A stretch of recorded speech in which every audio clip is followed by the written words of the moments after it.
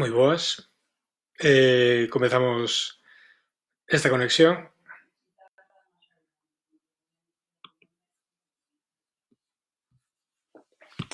Vou comprobar que este todo ben antes de comezar.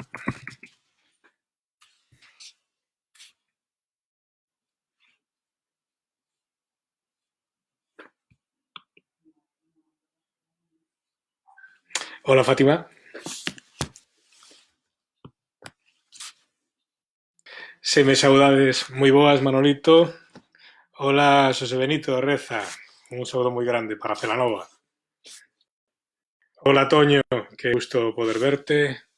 Carlos Seco. Tamén un placer que estés por aquí.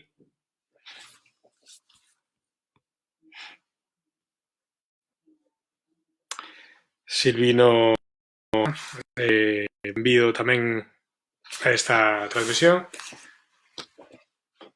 Son eu, aínda que non teña barba, pero hai que aproveitar estes confinamentos para tamén facer experimentos coa cara. Imos esperar un momentiño a que se incorpore máis xente.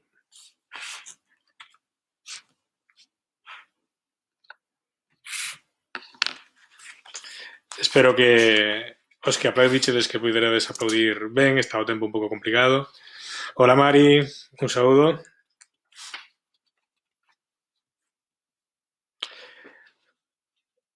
Efectivamente, Ixil, estou bastante cambiado, pero para mí mesmo, porque eu creo que non tivera creo que levaba con barba creo que máis de 10 anos, co que pode cambiar a cara unha persoa en 10 anos, co cual nin me coñecía a mí mismo, non?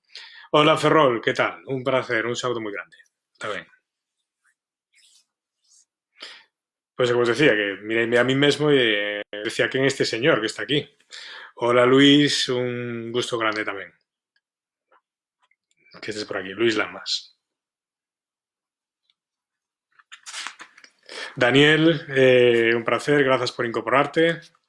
Boas tardes, Carlos.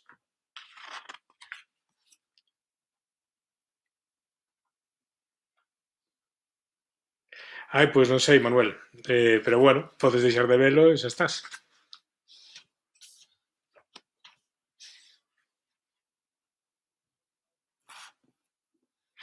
Pois, bueno, pois eu creo que imos a empezar para non adiar moito isto. Hola, Yolanda, saúdos desde Pontedeume, un lugar fantástico, precioso. Uxío, un placer verte. Tamén, un gusto que estés por aquí.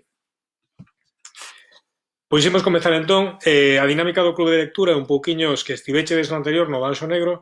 A dinámica pode ser un pouquiño a seguinte. Por suposto, podedes facer preguntas cando queirades. Eu o que vou facer ao principio é presentarvos un pouco algunhas ideas vinculadas ao proceso de escritura, vinculados ao proceso de escritura do Exército de Fume desta novela, que é a miña última novela polo momento. Entón, vou vos contar algunhas cousas un pouco de por que a escribín, algunhas motivacións que tiven a escribir. Se tedes preguntas, xa podedes ir facendo, despois tamén as irei contestando. Primeiro, conto vos un pouco hoxe, digamos, para digamos, romper un poquinho o xeo e a partir de aí, pois, tamén as cuestións que teñades, pois eu estarei encantado tamén de ilas contestando, ou de ilas comentando. Podemos ir facendo unha conversación. Primeiro eso, conto vos un pouco algunhas cousas alrededor desto. O Clube de Lectura durará aproximadamente unha hora, é dicir, sobre as 9:15 hai que pechar, porque senón eu creo que nos van a pechar internet. É dicir, seguro que hai un bedel pechando cunha porta a internet a esa hora. Grazas, Gus. Imos entonces a comezar. Primeiro, algunhas curiosidades, os que me seguides desde hai tempo, hai xente que me seguides desde hai moitísimos anos, ou que estamos en contacto desde moitísimos anos, saben que, sobre todo, cando eu abordo temas históricos no blog ou en proxectos que teño, pois moitas veces son temas arqueolóxicos, é dicir, son temas que están centrados no mundo castrexo ou no mundo aí ao ferro, ou en época romana últimamente, tamén no mundo medieval, alto medieval. Curiosamente, hai xente que me ten preguntado pois como é que nas miñas novelas non abordo esas épocas. Bueno, pois realmente é algo no que nunca pensei demasiado, pero ten que ver quizás con que esas épocas as traballo desde o punto de vista da divulgación científica. Polo tanto, non adoito irme moito ao mundo da ficción, intento manterme un pouquiño no ámbito da divulgación, é dicir, coller o coñecemento científico o que se coñece, poñer en valor, difundilo, buscar novos enfoques para facelo. Entón, cando fago ficción, gústame moito explorar épocas nas que non traballo habitualmente noutro sitio. É dicir, en parte buscar mundos un pouco diferentes que me permitan un pouco abrir tamén a cabeza,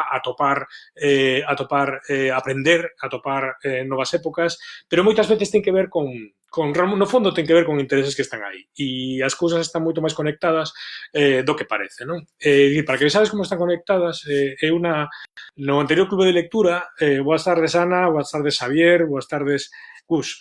No clube de lectura anterior eu vos falaba de como as novelas viven no tempo no que estás a escribir en Word deixes de escribir. É dicir, as novelas escríbense durante toda a tua vida, non? Porque nelas vas a poñer memorias, recordos ou vas a fabricar ficcións a partir de materiais que están na tua cabeza e que a veces veñen de moi lonxe ou veñen de lugares nos que ti nunca repararas de que viñera, non? Entón, con Exército de Fume pasou o mesmo. E a novela comezou a callar nun lugar bastante curioso ou bastante extraño e dunha forma un pouco diferente. E non o teño contado moito. Unha vez fun a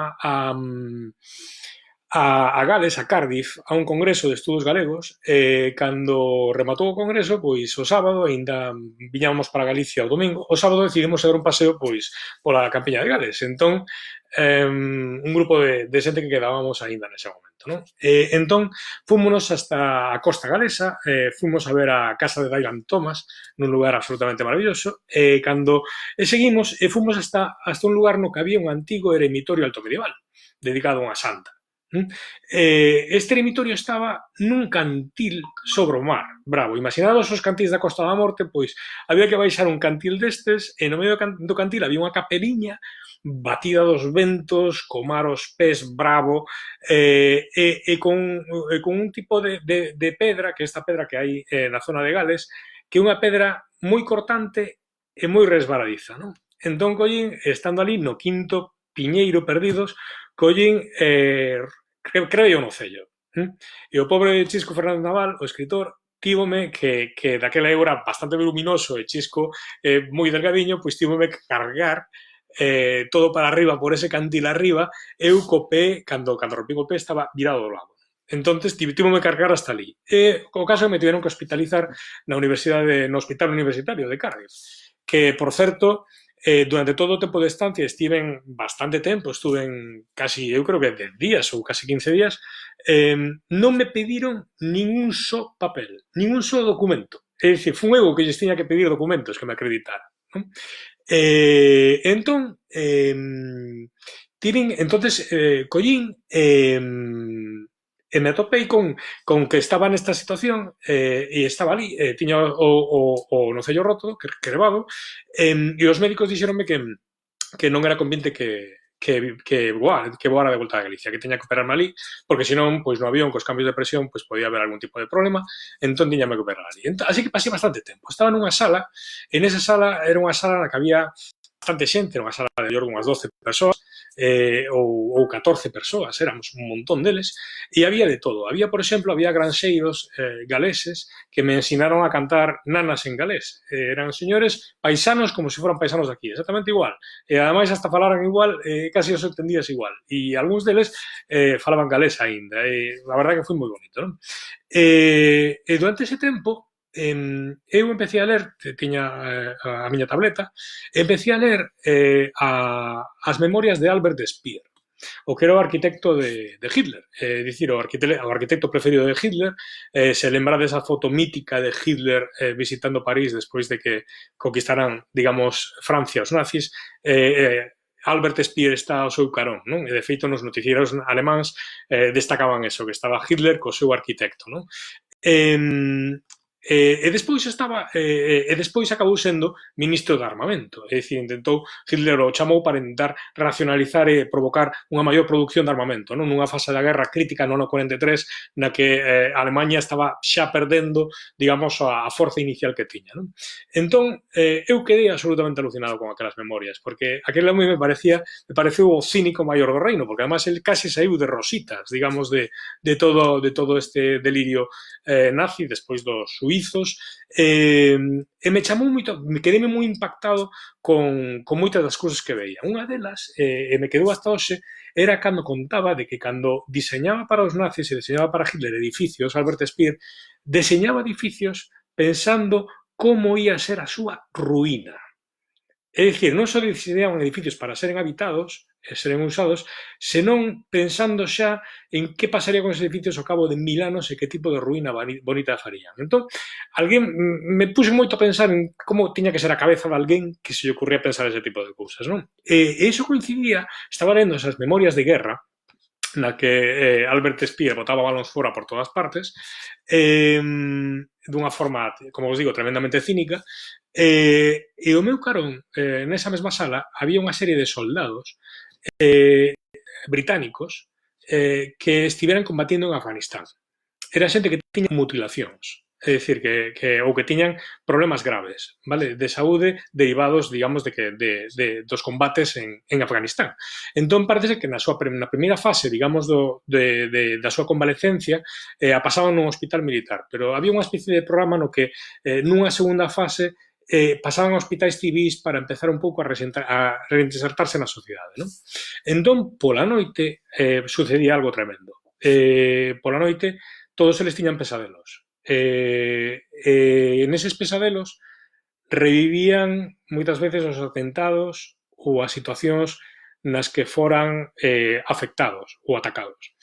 Entonces era tremendo, era como se foran casi como se estuveran condenados ao inferno de Dante, non? É dicir, estaban condenados a revivir continuamente a súa propia pena, o seu propio dolor, é dicir, o vían pola noite, me contaban que eles pola noite lembraban a bomba, lembraban o impacto, lembraban o disparo, lembraban o momento no que de repente recibiran a lesión, non? Les refiran a ferida. Entón, realmente foi casi unha das experiencias máis próximas que eu tive a guerra, polo menos os aspectos máis dorosos da guerra. Eu tamén estive en Kosovo poucos días antes de que empezase o conflicto en Kosovo, pero digamos, non vira xente tan danada mentalmente, física e mentalmente pola guerra, non? Entón, en ese momento foi cando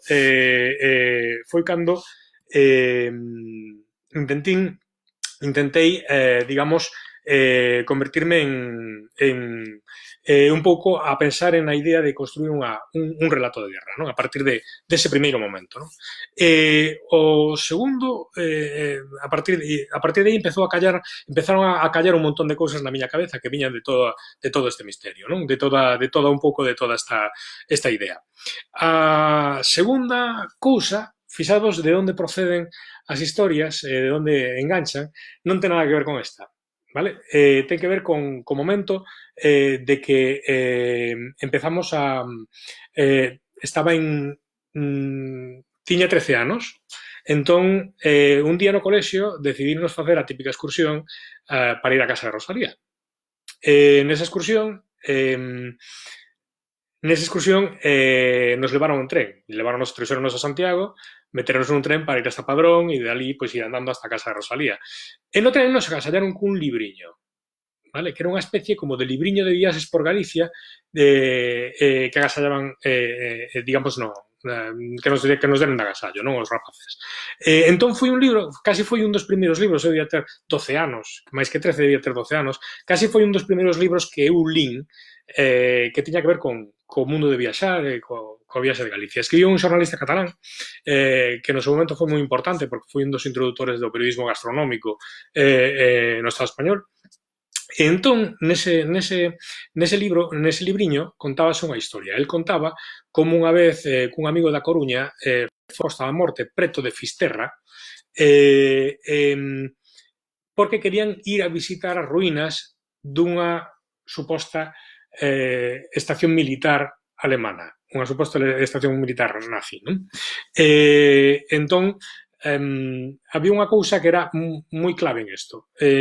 Resulta que nesa estación militar o que contaba este home, e iso me quedou cravado desde que tiña 12 anos ata o momento de escribir a novela. Contaba de que un grupo de guerrilleiros galegos intentara sabotear esa estación, atacar esa estación. E incluso fixeran algo, provocaran algo nesa estación e que en consecuencia despois a Gestapo e a Policía Española pois represaliou as súas familias. Non? Entón, o señor este contaba esta historia, que eu non teño por que dubidar de que ya contaran, foron a la buscar, preguntaron por, creo que por Fisterra, preguntaron por como se chegaba hasta ali, foron a la buscar o lugar e cando volveron tiñan as 4 rodas do coche pinchadas. Este é un libro que fora escrito pois nos anos 80.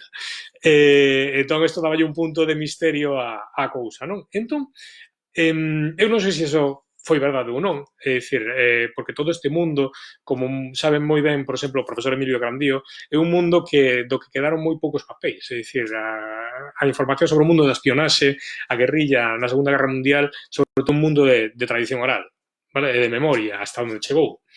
Entón, esa historia que parecía en parte real, pero desde o momento que el de lenda e tiña un aquel de película, quedoume na cabeza durante moitísimo tempo. Non me quedo polos alemáns, que tamén, senón tamén polos propios guerrilleiros. A terceira historia que vos quería dicir, que vos quería contar, é unha historia que aparece, que está aquí metida no libro, aínda que un pouco camuflada, pero unha historia que tamén nos fala sobre ese período. Nos moitas veces tendemos a ver a Guerra Civil como unha especie como de época casi pechada en sí mesma, non? Pero a mí sempre me gustou ver a Guerra Civil como que realmente é o prolegómeno da Segunda Guerra Mundial. É na Guerra Civil Española onde se ensaian os enfrentamentos non só técnicos, sino tamén ideolóxicos que van despois a sacudir toda Europa. Non? É dicir, si vemos a Guerra Civil como un prolegómeno da Segunda Guerra Mundial, de repente cambia a perspectiva, porque se empeza a cruzar todo, empezan a aparecer moitos máis asentes polo medio que o mellor non se vían. Porque se a vemos como un prolegómeno da Segunda Guerra Mundial, na Segunda Guerra Mundial podemos vela como unha extensión da Guerra Civil Española. É dicir, podemos mirar ao revés, como de feito foi. Como de feito foi. E por iso, en Galicia, por moitos motivos, se convirtiu nun territorio de enfrontamento entre as potencias da Segunda Guerra Mundial. E isto quedou xo o rastro de múltiples maneiras diferentes. Entón, a historia que vos quería contar e de como cada un de nós acaba profundamente imbricado nos ventos da historia é unha historia que realmente souben hai pouco, non? De como na miña familia, é dicir, se facía unha cousa durante a guerra, durante a Segunda Guerra Mundial, que nun barco da familia saíase a alta mar e levábase provisións aos submarinos. Como sabedes, os submarinos alemáns daquela España se consideraba un país non a palabra non é neutral, é dicir, un país non belixerante, era como se definían, é dicir, que non entraba no conflicto, pero apoiaba, polo menos ao principio, nos primeiros anos da Segunda Guerra Mundial, apoiaba claramente o réxime nazi. Entón, aínda que técnicamente non lle podían dar cobertura legal e oficial aos submarinos e ás tripulacións alemanas na costa galega, na práctica había moitísimo apoio de facto. E non só había un apoio político, sino que había un negocio, un mercado, non?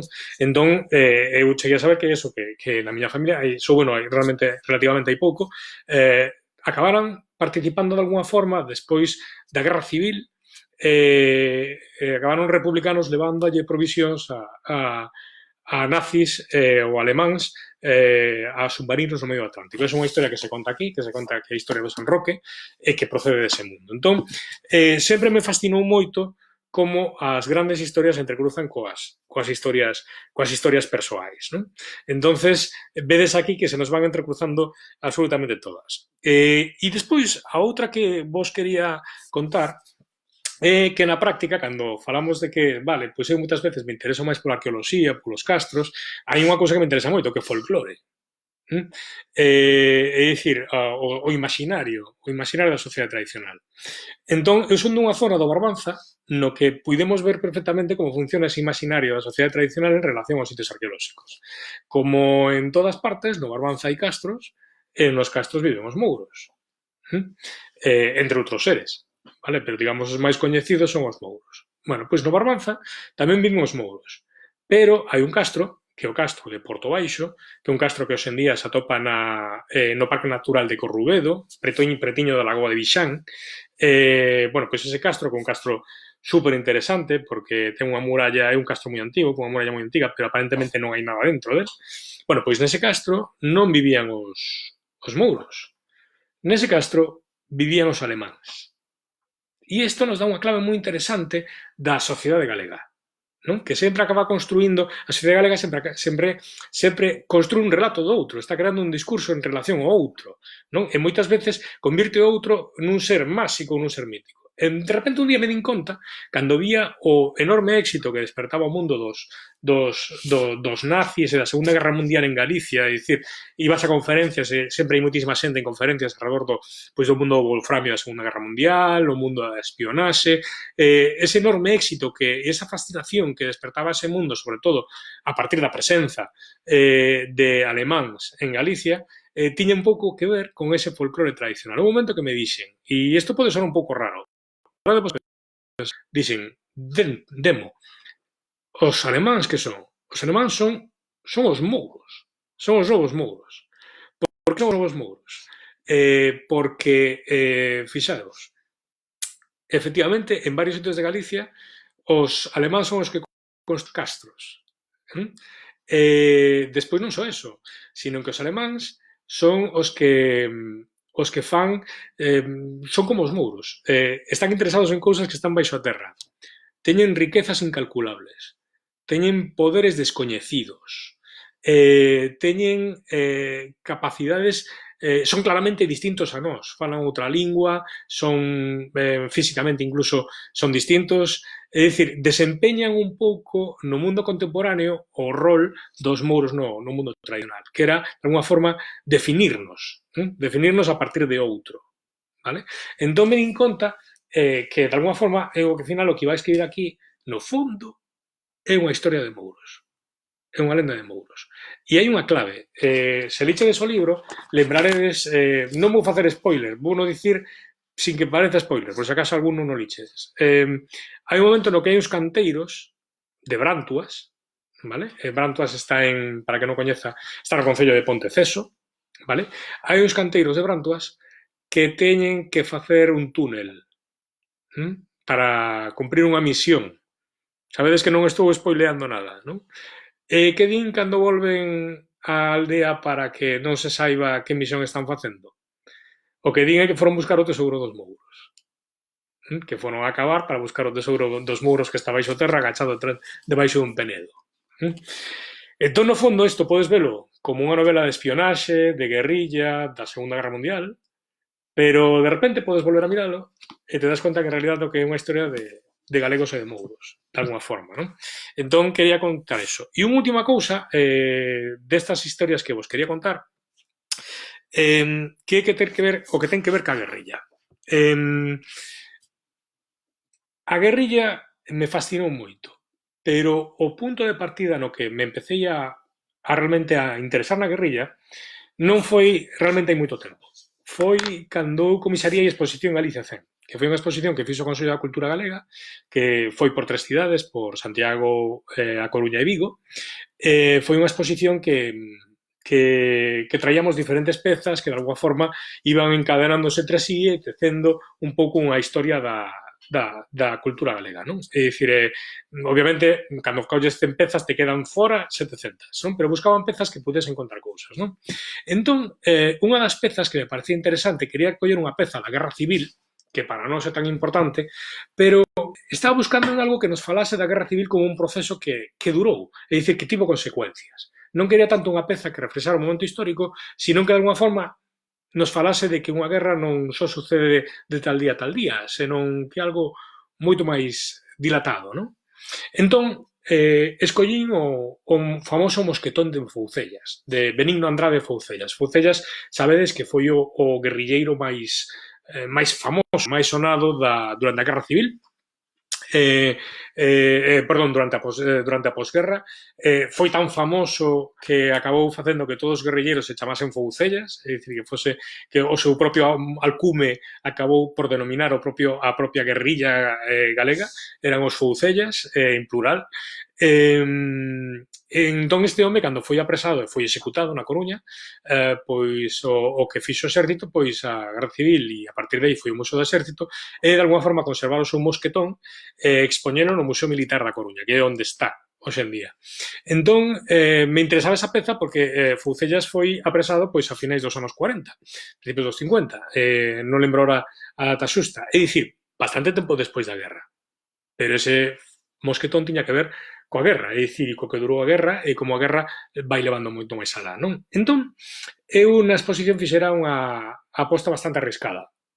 O que fixera, facía parellas de pezas, máis que dispoñelas de maneira cronolóxica, collía unha peza e a mesturaba con outra. E pues, o que intentaba ver era asociacións, cousas que as pezas, cando se xuntaban, non suxerían alrededor da cultura galega, da historia de Galicia. Non? Entón fixen unha cousa que dixen, isto pode ser unha macarrada, vanme correr a corrazos, pero me parecía moi interesante. Xuntei dúas pezas, o mosquetón de Foucellas por un lado, e por outra banda, a Mariscala, que é unha cadea que se conserva no Museo da Diputación de Lugo, unha cadea do século XV, século XVI, da cal hai a tradición de que con ela estivo encadeado o mariscal Pedro Pardo de Cela ata antes da súa execución en Mondoñedo. É dicir, esas dúas pezas, o Mosquetón de Foucellas e a Mariscala, eran posiblemente, quizáis, as pezas máis políticas da exposición, pero en sí mesmas aparentemente non tiña moito que ver. Non? Unha delas estaba vinculada a un aristócrata do século XV, executado polos reis católicos, e outra era un guerrilleiro, que era un antigo obreiro, do século XX, executado pois polo goberno de Franco, pola ditadura de franquista. Entón, un obreiro, un aristócrata, épocas totalmente distintas, que tiña que ver? Bueno, pois o que intentaba contar era unha reflexión alrededor de dúas ideas. A primeira era de que, curiosamente, esos dous homes, por seren executados de maneira violenta, acabaron forxando mitos. É dicir, cando o poder executa determinadas figuras cando o suprime de maneira violenta, o que acaba construindo un mito que moitas veces se prolonga moito máis alá do que posiblemente a propia persoa podría ter chegado coa súa propia memoria. E a segunda era un pouco máis revirada. Era a idea de que cantas pezas dese tipo temos. Porque, por exemplo, eu teño visitado Escocia en varias ocasións. En Escocia hai moitísimos exvotos, hai moitísimos pezas vinculadas a heróis do país. A espada de tal, o arnés, é dicir, pezas vinculadas a grandes figuras da nación. Cantas desas temos en Galicia? Cantos, de feito, cantos heróis temos? Quen son os nosos heróis? Eso é especialmente interesante. Os heróis son esencialmente literatos que morreron na cama. Entón, de feito, se lembrades esa novela, hai un momento que é un momento que a mí me gusta moito, que é cando os nenos do Colexio Alemán de Vigo van a visitar ao pintor Urbano Lugrís, que está facendo un fresco no Café Savoy, entón lle preguntan de por que non hai heróis. Hai unha rapaza que lle pregunta por que non hai heróis aquí. E Lugrís se queda pensando e dicindo, bueno, que en Galicia non temos heróis. Por lo menos a idea esa típica de herói europeo. Entonces, me chamou moita atención por un motivo. Cando empezou a exposición, eu facía visitas guiadas todos os xoves. Entón, a primeira semana non. Pero a partir da segunda ou da terceira semana, empezou a suceder algo moi perturbador. Ou polo menos a mí me resultou moi perturbador, moi emocionante. Empezaron a acudir a visitas guiadas, non eran con reserva, é dicir, chegabas ali, a tal hora saíamos, non sei se era a 7 ou algo así, saíamos e empezábamos a visita. Entón, sempre había, non, como os digo, non na primeira e segunda semana, pero a partir se cadra da terceira semana, empezaron a aparecer xente que non era tan habitual nas visitas. É dicir, aparecía, sempre era máis ou menos o mesmo patrón. Era unha persoa moi maior, acompañada de alguén máis novo. Típicamente a súa filla ou fillo, ou un neto, unha neta, iban de ganchete, moitas veces, estaba a señora ou os señores e que viña estaban a veces un pouco perdidos. Por exemplo, se acercaban a min e me preguntaban se me tiñan que pagar a min. É dicir, non se desenvolvían, non se veían ben nese mundo, non? Entón empezábamos a visita. Íbamos peza a peza, vendo cada unha das pezas, non dicían nada, estaban ali atentos, ian con todo o mundo, ata que chegábamos a onde estaba o mosquetón de Fucellas. E ao chegar a onde estábamos o mosquetón de Fucellas, eu explicaba o que tiña que explicar e seguíamos. Esas persoas quedaban ali. Non só quedaban ali, quedabanse ali mirando para o mosquetón. Quedaban ali emocionadas. E a veces quedaban ali e estaban facendo isto, que isto vou facer eu agora, e se non me escoitades é porque non vou falar. Estaban así. Estaban rezando, a veces. Entón, como vos digo, a primeira vez que me pasou, bueno, é dicir, eu seguín, segunda vez, tal, terceira vez, hubo un momento que dixen, aquí está pasando algo e non estou entendendo que demonios está pasando. Entón, empecé a preguntar, bueno, ustedes onde son e tal, e casi sempre eran do centro da provincia da Coruña, zona de Ordes para o interior, en gran medida. E que era? Era xente que de nova, sendo nenos, moitos deles, coñeceran auténtico Foucellas. E o Foucellas moitas veces estivera refuxiado nas súas casas ou lle fixera favores aos seus pais ou salvara aos seus pais ou fixera algo ca súa familia, os axudara de alguma maneira. Entón, esa xente que nunca lle interesara visitar museos, achegábanse ata ali, viñan á exposición, sentaban, miraban ali e prestabanlle os seus respetos a aquel home, a Foucellas, emocionados. O mosquetón se presenta, está exposto permanentemente no Museo Militar da Coruña, pero non ían ali. Eso sí que non sei por qué.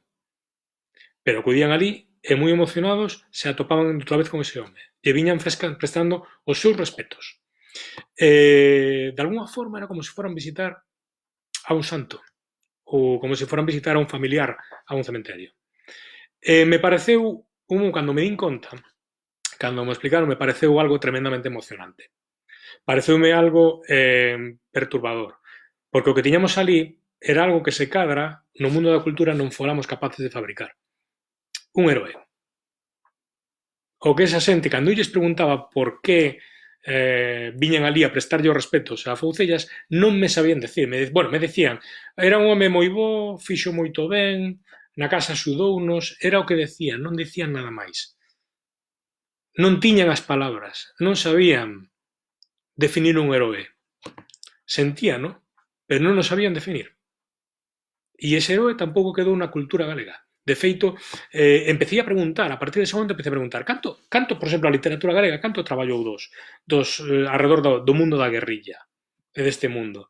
E non, realmente, estamos falando de libros que se poden contar monográficos, de ficción, vale? Non os libros de Reigosa ou os ensaios, os estudios de historiadores, libros de ficción que recrean ese mundo, pouquísimo. E de maneira monográfica, pouquísimo, eh? E iso me chamou a atención, porque nós temos unha literatura que trata moito o tema da guerra civil, pero, sen embargo, non quiso tratar aos guerrilleiros, por algún motivo. Entón, cando empecé a reparar eso, empecé a preguntar nos guerrilleiros, e sucedeu algo absolutamente maravilloso, porque a memoria dos guerrilleiros estaba por todas partes, só pendente de que se lle for preguntar. Estaba metida nas cabezas da xente, e ocurría algo absolutamente maravilloso. Porque os relatos que empecé a recoller, que empecé a utilizar para documentarme para o libro, son relatos de nenos pequenos. Todas as fontes vivas que os coñeceron, pois tiñan 6 anos, 5 anos, 8 anos, cando coñeceron os guerrilleiros. Entón, como son as descripcións que te dan? sempre falan deles con unha especie de medo, de respeto, porque na casa se falaba deles con moitísimo medo ou con respeto, non? Sempre son enormes, sempre son moi altos, sempre te din unha frase sentenciosa. Todos os vellos cos que falei sempre tiveron un encontro.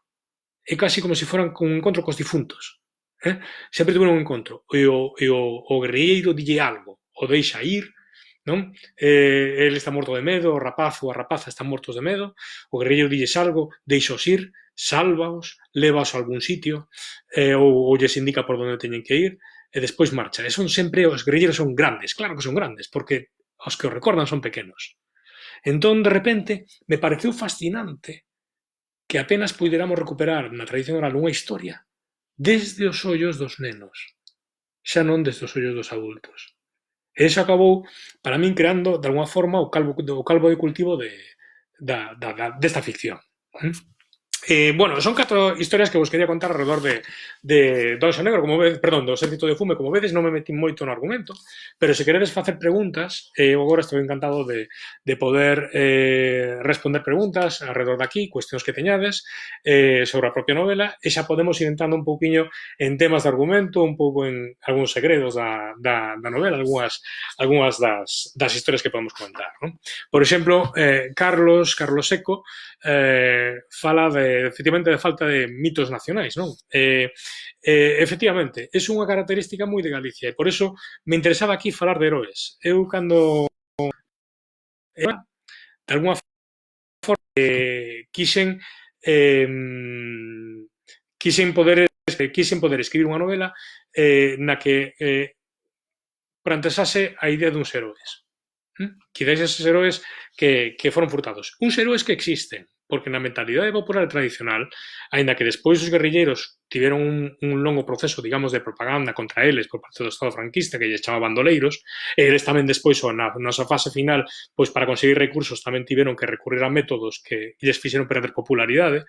Na práctica son os heróis. O heroe é aquel que, de alguma forma, nun momento determinado toma unha decisión e afronta un peligro tremendo para tomala. Non? Entón, eu me din conta falaba isto con Lourenzo Fernández Prieto, cun historiador, que el me decía que a forma que nós temos de ver o pasado revela moitísimo sobre como foi ese pasado. Porque cando ti viaxas por Francia ou por Italia vas a ver un montón de monumentos dedicados aos heróis da resistencia. Vale? Os guerrilleiros, os maquis franceses ou alemáns ou xa non digamos no mundo da antiga Yugoslavia, que está chea de monumentos, non? Que Tito construíxe tamén todo un discurso alrededor da resistencia aos nazis, non? Entón, chamoume moita atención de que en todos eses países, eses guerrilleiros que eran exactamente iguais que os nosos, viñan do mesmo lugar, tiñan o mesmo tipo de tácticas, tiñan monumentos, e aquí en Galicia había sobre eles un manto moi grande o poder, senón tamén desde a propia cultura. Senón tamén desde a propia cultura. Entón, Lourenzo Fernández Prieto me decía que eso tiña que ver con algo que tamén é tremendo. Non? A diferencia foi que en Francia ou en Italia, de alguma forma, os maquis, a resistencia, gañou e aquí perdeu. E iso cambiou todo. Eso significa que, de alguma forma, nós o seguimos vendo desde a mirada, de alguma forma, que puxo o franquismo. Non desde o que eles foron, non? Ou desde o que foron considerados noutro lugar. Entón, esta novela queríalles facer un pouco de xustiza a partir de aquí. Pregúntame se entrevistei algún guerrilleiro. Bueno, falei con guerrilleiros que quedan vivos, cos 2 guerrilleiros que quedaban vivos e que tiveran algún tipo de participación digamos, no noroeste da península, é dicir, non só en Galicia, senón, sabedes que moitas veces se refuxiaban nestas zonas intermedias entre Galicia, León, Zamora, Asturias, etcétera, etcétera, e tiven a sorte de coñecer a Camilo, por suposto, a que sabedes que morreu hai pouco,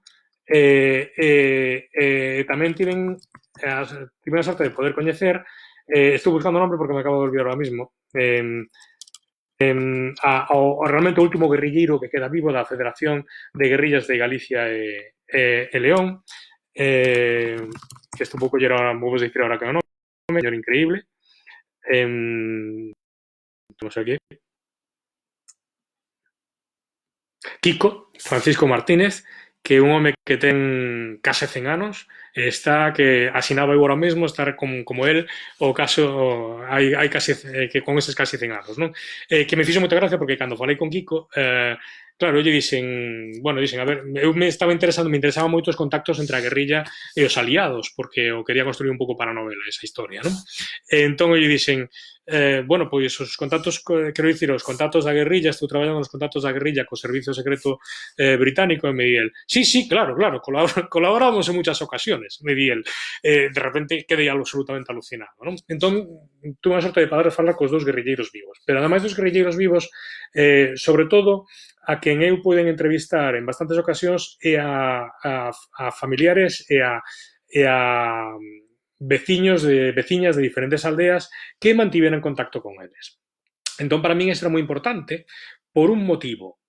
Nos libros que hai sobre a guerrilla en Galicia, sempre se fala moito de como os guerrilleiros entran na guerrilla e de como saen. É dicir, como son capturados ou como escapan, non? Pero habitualmente como son capturados.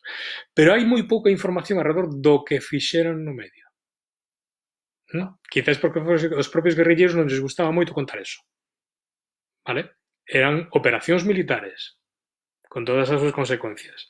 Entón, para intentar poder, de alguna forma, pero claro, eu necesitaba iso. Necesitaba saber como funcionaban, como traballaban, porque necesitaba iso para desenvolver a trama da novela.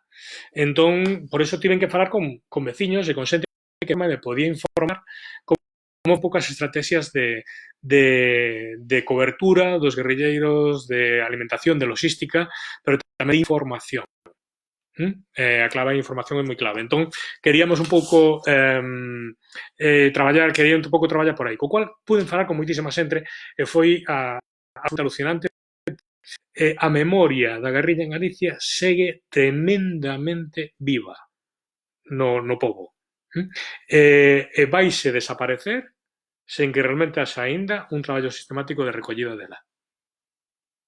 Sería interesante saber por qué, pero toda esa memoria que é alucinante, logo vos podo contar algunhas historias que son alucinantes, moitas delas van a desaparecer con todas as trazas. Digo que hai moitísimas. É dicir, por exemplo, a relación entre guerrilleiros e castros. É dicir, moitos guerrilleiros utilizaban castros como zonas de refuxio. Por qué? Porque o castro a miles de anos despois, 2000 anos despois, sigue funcionando. Sitio para mirar, pero tamén un sitio, curiosamente, para escapar. É unha cousa bastante interesante. Toño pregúntame de onde saquei e onde fabulei a figura de Celia. Pois mira, unha pregunta moi boa. Celia Pardo, porque son Celia máis o seu pai, Emilio. Celia é a mestra, que de alguna forma é a protagonista principal da novela, é unha rapaza, noviña, mestra en Arbia, podemos dicilo claramente, é dicir, que se queredes saber onde está Arbia, a forma máis fácil de poder imaginarse Arbia é Traba, a famosa praia de Traba, e a escola de Traba, ali onde Celia da clase, aínda que onde estaba a escola na época de Celia non era aí, era nunha aldea que está un poquinho máis para dentro, é dicir, na novela está un pouco ficcionalizado para que ela poida ver o mar todo diante dela. En realidade, a escola estaba metida nun casal, era máis difícil ver o mar na súa amplitude, non? Pero bueno, esos son as concesións das novelas. Celia e Emilio Pardo son representantes de alguma forma da clase alta da burguesía galega dos anos 20 e dos anos 30, vale? Industriais, familias burguesas da Coruña, que de repente pois acaban implicadas en esta situación. A idea de Celia xurdiu hai moito tempo a partir de unha historia bastante curiosa. E outra vez volvemos ao mismo, de como a memoria acaba reunindo cousas entre sí. Unha historia que me sorprendera moito. Unha vez estaba entrevistando unhas mulleres de clase alta galega, unhas vellas, para outro proxecto que non tiña nada que ver con isto. Entón, esta muller me falaba, unha delas, falábame do maravillosa que fora a festa do seu 18º cumpleanos, que celebraron unha festa tremenda en ese ano e viñera moitísima xente e fora unha festa absolutamente deliciosa, non? E maravillosa.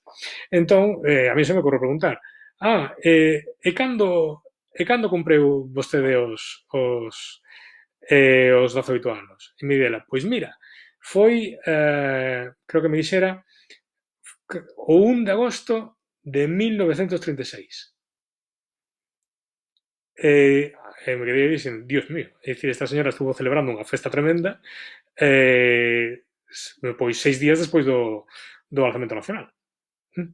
E de repente preguntei, onde el celebrou? Entón, me falaba que o celebraba un pouco na casona familiar, que era unha gran casa familiar, e claro, é que no momento no que esta señora estaba celebrando a súa festa de cumpleaños, neses días, a apenas a 600 metros da súa casa, mataron a varias persoas pola noite, nunha cabida.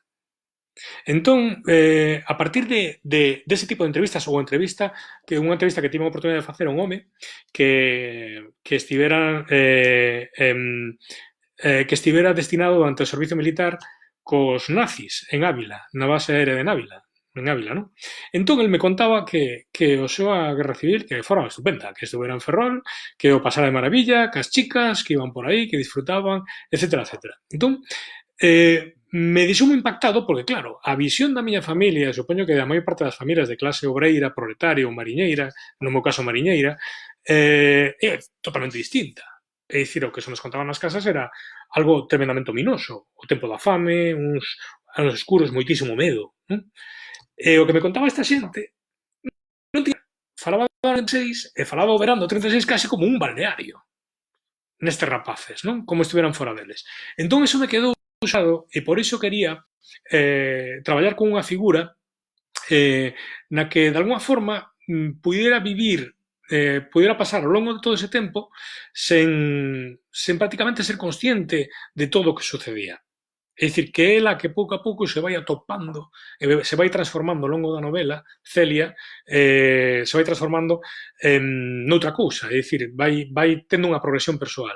Pero que até ese momento, ela incluso pode vivir ausente desa gran tragedia.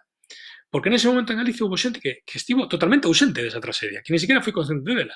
Ou que recorda esa época como que eran mozos, como unha época case dourada. Entón, eso me interesaba moito, porque me interesaba moito como moitas veces fabricamos os discursos e como chegan. Entón, e como funciona a memoria de maneiras diferentes. Me interesaba contrapoñer o medo que podían ter os caseiros de Celia, ali en Arbia, se entraba, coa idea que podía ter a propia Celia. E despois me interesaba moito a figura de Emilio Pardo, do seu pai.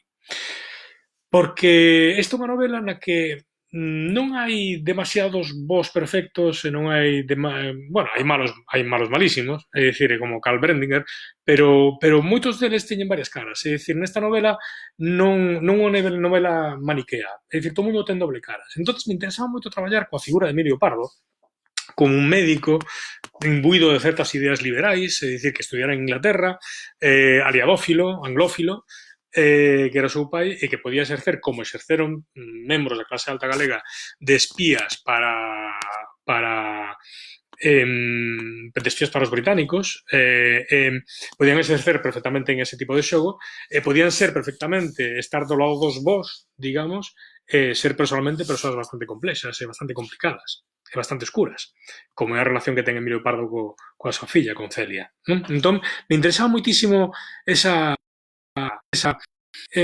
o que me podían presentar de mostrarnos a complexidade do ser humano esas dúas figuras. O pai tiránico e idealista ao mesmo tempo, que é tremendo, pero esas figuras existen, e a rapaza educada nesa época, coa ingenuidade que tiña nesa época, que de repente se vai enfrentando coa realidade, se atopa un mundo completamente distinto e fai que ese mundo cambie e de feito ela vai tomar personalmente ese cambio vai non levar hasta o final, que lera a novela vai saber que donde acaba Celia e acaba porque decide cambiar, pero ao mesmo tempo Celia empeza a cambiar cando coñece a Teresa, a dona da mercería de Ponteceso, que é unha señora de Falanxe, unha destas solteironas de Falanxe, vinculadas ao mundo de Falanxe, que non casou, que non quería casar, ainda que non sabemos moito da súa historia, e que de alguna forma lle ensina a Celia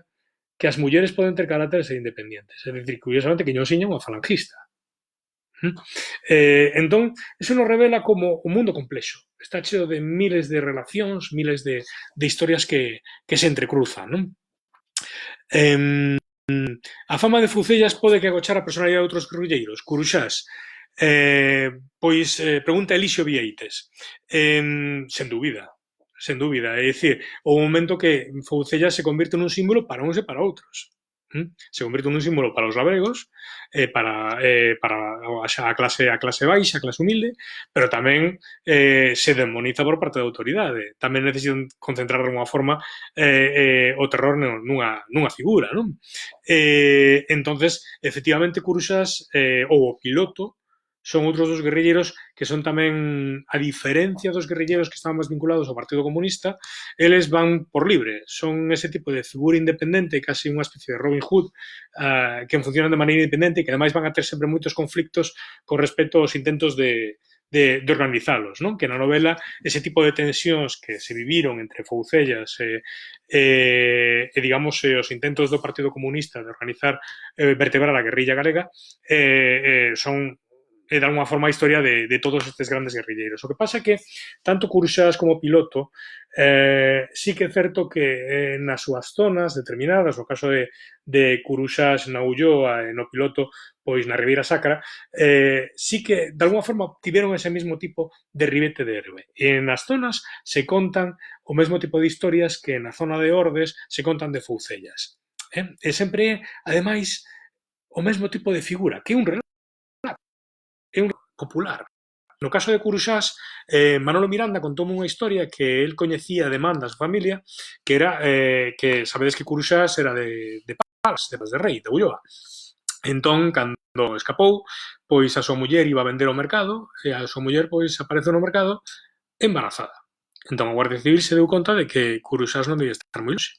Entonces presionaron a muller, torturárona, deronlle de paus, estando embarazada, para que confesase onde estaba Curuxás, non? E a muller non confesou.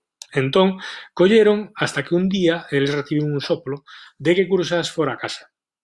Estaba comendo na casa. Entonces, foron unha chea de Guardia Civis, rodearon a casa de Curuxás e berraronlle, Curuxás, estás rodeado, sal porque te vamos a matar. Entón, aquí ven onde ven o preve do relato popular, non? O primeiro elemento.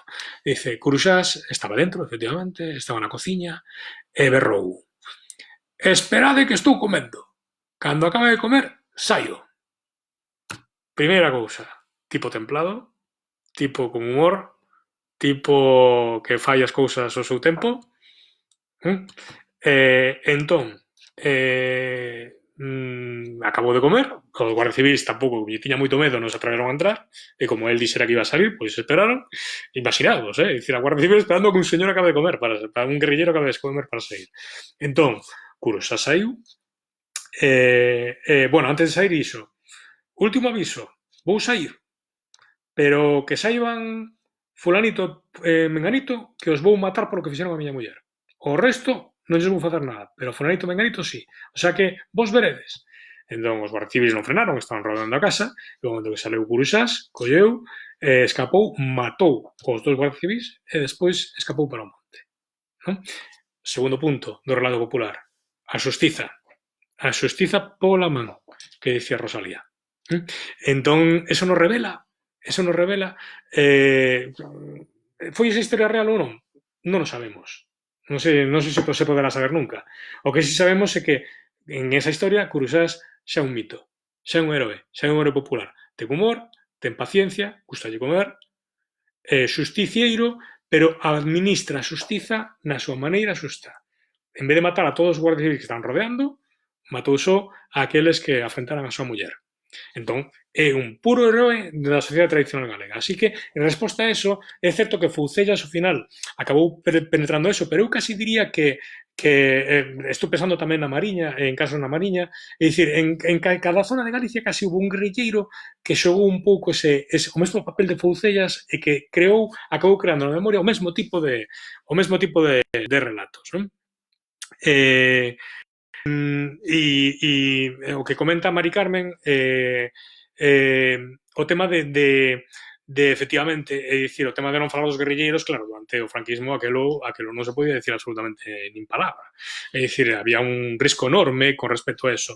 O sorprendente como de alguna forma isto foi pasando por fases, non sempre foi igual. Non era o mesmo ser guerrilleiro no ano 41, 42 durante a guerra, vale? Incluso hasta o final da guerra, que despois. É dicir, durante a guerra, realmente Franco non lle fixo moito caso á guerrilla. É dicir, non tiña tampouco efectivos, acaban de sair da guerra, e de feito, hai moitas memorias das que collín na tradición oral, que se recrean que, se lembrades aquí na novela, hai un momento no que hai un baile, vale? Preto de Ordes, no que Foucellas un pouco se enreda cunha rapaza de Parada de Castenda, ali que é unha aldea que está preto de Ordes. Eles están ali, non? E a Guardia Civil está tamén ali. Está do outro lado do baile. E está mirando. Bueno, pois iso é moi habitual que cho conten na tradición oral, de que están os guerrilleiros nos bailes e a Guardia Civil enfrente, non? E iso é unha cousa que nos desafía a nosa cabeza hoxe en día. A imaxe que podemos ter de alguén conflictivo, de alguén que está enfrentado ao poder. É dicir, como podía ser eso? É dicir, porque os guerrilleiros, unha cousa que é moi interesante, é que se fabricou a idea de que o guerrilleiro vivía nunha especie de cova sempre húmida no monte. Bueno, os que vivían nas covas metidos no monte non eran a guerrilla, eran os fuxidos, que é distinto. Vale? Porque unha cousa é ser fuxido, que toda a xente que tivo que escapar ao monte e vivía como podía, e outra cousa era a guerrilla, que xa era outra cousa máis estructurada, armada, con objetivos militares, e que se podía dormir en quente, e ceaba en quente. É dicir, só iban ao monte, o coñecía moi ben, pero só iban ao monte cando era necesario para as súas operacións ou porque necesitaban esconderse. Se estaban dormían sempre en quente, bailaban quente, gustabanlle ir ás festas, gustabanlles arreglarse. Foucellas, sabedes a famosa anécdota que empeza a novela, que iba a ver o fútbol o deportivo a Coruña, é dicir, eles se podían, eran xente que lle gustaba vivir ben, e que tiña uns certos cartos, derivado, digamos, de parte dos roubos que facían nas súas accións, co cual non eran perdidos no monte como a veces se confunden as dúas cousas. Se cadra ao principio sí, pero hai un momento no que hai un grupo deles os que deciden enfrentarse, os que deciden non fuxir, sino enfrentarse, que é un pequeno grupo, eses se intentan organizarse de outra maneira porque non poderían estar vivindo todo o tempo no monte nesas condicións. É dicir, intentan dormir en quente, dormir en cama, comer razonablemente, pagaban polas súas estancias, etcétera, etcétera. Sí, efectivamente, Ferdinand von Galitzien. Efectivamente, sempre parece que estamos pedindo cartas de veracidade, pero sabe por que penso que eso? Eso é un tema moi interesante. Parece que temos que sempre reivindicar, sempre que temos que andar justificando se un mito é real ou non é real. Non? Eu creo que son dous planos totalmente distintos. Un plano do mito e outro plano da historia. E funcionan de maneira completamente distinta. É dicir, hai un momento que se cadra o principio existe, pero a partir de aí cada un colle un sentido diferente. Entón, eu creo que, de alguna forma, eso que comenta é moi real. De alguna forma é porque se cadra, pense que realmente os mitos galegos, incluso os mitos que están tan desenvolvidos. E poño un caso. O Mariscal Pardo de Cela. O clásico exemplo que se utiliza sempre de mito. Bueno, será o clásico sempre que se utiliza sempre de mito.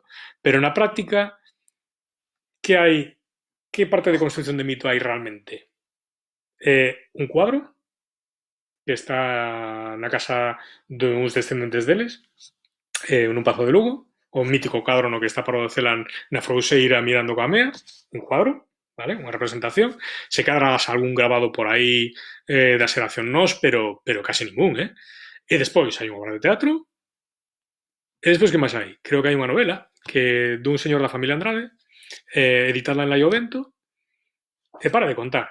É dicir, fíxense, de Pardo de Cela, o suposto mito heroico galego, hai moitísima máis literatura explicando o mito ou dicindo que non é mito que realmente os anacos de literatura os anacos de a produción realmente mítica alrededor desa figura. É dicir, alrededor da figura hai moi pouquiño realmente creado. O que hai é 50.000 cousas que intentan decir que non é un mito.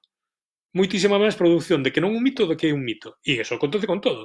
Pense, por exemplo, en Breogán. É dicir, Breogán é outro caso de mito galego. Cantas representacións visuais gráficas temos de Breogán? Pois case ninguna. Non? É dicir, pense destas clásicas. Hai algún cuadro de Brogan? Bueno, cuadro non. Hai algunha ilustración? Se cadra se me está escapando algunha por aí, pero non hai. Cantas novelas hai de Brogan? Cantos relatos? Non hai. Que hai? 50.000 libros que din que Brogan non existió, que el eroticismo é un invento, non sei que, non sei cuánto. É unha cousa absolutamente alucinante. Entón, eu creo que hai que diferenciar moi ben os dous planos, é dicir, pero a mí me interesa moito desenvolver traballar alrededor dese idea de mito. Por eso, cando fago estas novelas, intento deliberadamente confundir historia e ficción.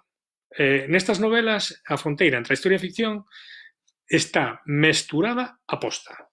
É dicir, as dúas están totalmente mesturadas. Por que? Porque é unha novela, é literatura, é imaginación. Nela exercitamos o que temos de mítico, de pensamento mítico. E o que me gusta é facernos cuestionar en que medida temos un pensamento mítico do noso pasado ou non. E me interesa facer ese exercicio de canto desto é verdade, canto desto é mentira.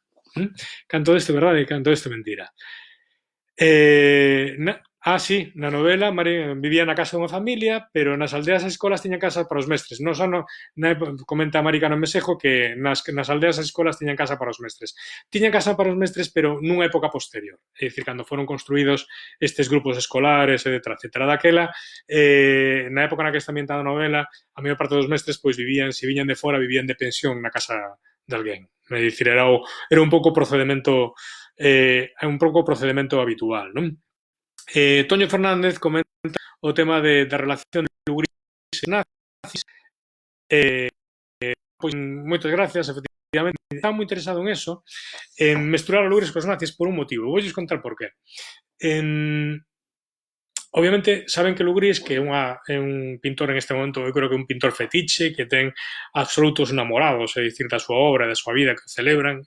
Tuve a oportunidade hai pouco de presentar o libro na Coruña, organizado por un colectivo de Lugrís que é maravilloso, no que está en Xurxo Souto e outra xente. A verdade é que hai poucos colectivos vinculados á figura dun creador artístico galego que teñan así, que sean tan de fans, non? Entón é unha gozada. Pero me interesaba moito porque a vida de Lugrís é unha vida na que hai algunhas épocas oscuras, ou épocas moi pouco coñecidas. Unha delas foi a da Guerra Civil e o do tempo posterior, cando el vai para Vigo, e vive en Vigo, non? Entón, hai un texto de Isaac Díaz Pardo que di que Lugrís decía que se o seu pai soubese todo o que tivo que facer para sobrevivir despois da guerra, é dicir, nesa temporada de Vigo, botaríase as mãos á cabeza. Entón, me parecía moi interesante. Lugrís na novela representa todas as tramas da novela de alguma forma van converxendo, non? Lugrís representa de alguma forma a necesidade e a nobreza. Lugrís é unha persoa que os nazis lle fan un encargo. Hai que pensar en unha cousa, que nós hoxe vemos os alemáns dunha maneira, pero nos anos 40 en Galicia non se vían así. Nos anos 40 non se sabía nada de Auschwitz. O que había moita propaganda, non? E os alemáns en Galicia eran señores que iban sempre moi ben vestidos, educados, que pagaban de maravilla, que non se metían moito ca xente, que non estaban metidos en política de outras cousas que polo menos que ti te enteraras, é dicir, estaban no seu mundo, eran xente culta, non tiñan a imaxe que hoxe temos dos nazis. A imaxe que temos nos nazis hoxe está mediado por todo o que despois soubemos. Pero nesa época, eles podían saber que eran do Eixe, Lugrís podía saber un pouco do mundo do que iban, pero non era a mesma atitude que podías ter posteriormente. Un home necesitado como Lugrís en ese momento, é dicir, con grandes problemas económicos, un neno recén nacido, pois me gustaba moito a idea de que o aceptar, digamos, este encargo de pintar este fresco, de alguma forma me permitise introducirme nese mundo real que existiu dos nazis e dos alemáns en Vigo, de como o mundo alemán acabou de alguma forma envenenado polo partido nazi en Vigo, non? Temos fotografías alucinantes un pouco dese mundo, non? Pero me interesaba como a idea de que Lugrís, como alguén que é capaz de alguma forma, de facer que o seu pasado siga vivo e, de alguma forma, de unha maneira indirecta, desencadenar e axudar a salvar a alguén, non? A través dun amor perdido no tempo. Por eso me gusta, Gluris é unha das figuras que na novela máis me gustan, non aparece un montón, pero a forma na que aparece é forma absoluta de feito, hasta o punto de alguma forma salva a Celia. De alguma forma. Ben, pois levamos 1 hora e 5 falando. Se alguén quere antes algunha cousiña máis, pois é o momento, é dicir, por ir pechando isto un poquinho, que falamos de que íbamos a falar durante unha horiña. Eu nada, agradecervos o voso interese, estardes aí. Como vos digo, para mí esta é unha novela moi querida, é dicir, no que hai moitas cousas metidas polo medio que son ficción. Hai moitas as que podería pensar que son ficción, son real, son reais, algunhas delas, e vos poño un caso, para que me entendades ben. Os que lichedes aquí lembraredes un personaxe ultra arquetípico do cine negro americano, das películas de espionaxe, que é o que se chama aquí Annabella Duncan. Annabella Duncan, rubia, guapa, rica, con un coche, criada, 2 bulldogs, hospedada no Hotel Compostela, en Santiago de Compostela, espía británica. Non parece un personaxe verídico. Pois case vos digo que o personaxe máis real desta novela. O personaxe que está máis asustado da realidade. Esa persoa ten ese existiu desa maneira, é dicir, con ese coche, con esa criada, cos cans, co Hotel Compostela, vestida. Esa chamábase en realidade Rosemary Magellan. Era investigada pola policía franquista porque estaban convencidos de que era espía británica. En realidade a historia é moito máis complexa, non? Entón, fixadevos con unha persona que parece arquetípica, casi que posta un pouco aquí porque era casi unha convención das novelas de espías, non é. Casi a máis real, acaso nome, algunha cousa máis, é a máis real de todas. E como ese, hai moitos ovos de Pascua metidos.